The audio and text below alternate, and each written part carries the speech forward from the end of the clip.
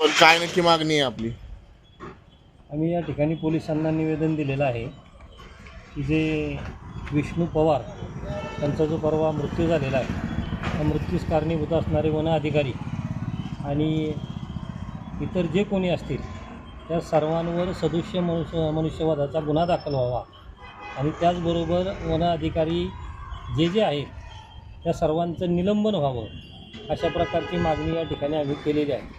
एकंदरीत जी घटना घडली आहे ते वन विभागाची हद्द आहे, परंतु वन विभागाने एक पत्र देखील काढलं होतं की ते जे मोहाचं पोळे आहे ते काय आमच्याकडे प्रशिक्षित वर्ग नसल्यामुळे आम्ही काय काढू शकत नाही. मग हे नक्की त्या व्यक्तींना किंवा जे काय काढायला गेले होते ते चोरी करायला गेले होते का त्यांना सांगितलं होतं कोणी?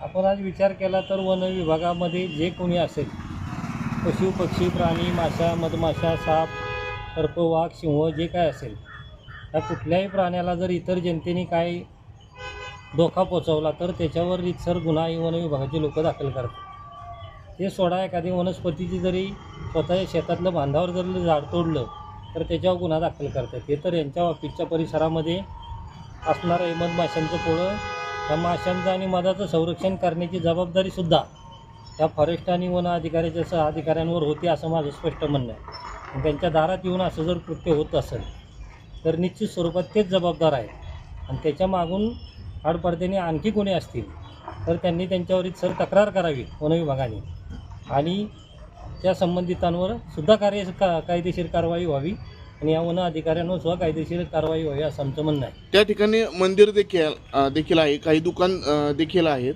मग त्या ठिकाणी फॉरेस्ट विभागाने सांगितलं की ट्रस्टनी सांगितलं होतं काढायला, काय असं काय माहिती आहे तुमच्याकडे? आता जे मधमाशांची पोळी होती ही फॉरेस्ट विभागाच्याच हद्दीत होती.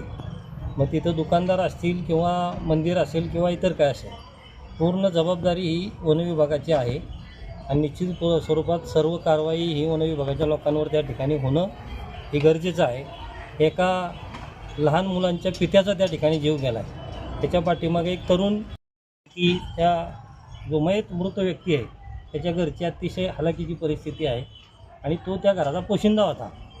निश्चित स्वरूपात एखाद्या घराचा पोशिंदा जर मरत असेल तर त्याच्या मागं असणारे सर्व घटक जे कोणी असतील त्यांच्यावर कारवाई झालीच पाहिजे. हा विषय आम्ही मुख्यमंत्र्यांपर्यंत घेऊन जाणार आहे आणि तशा पद्धतीचे ईमेल आम्ही त्या ठिकाणी पाठवलेले आहेत.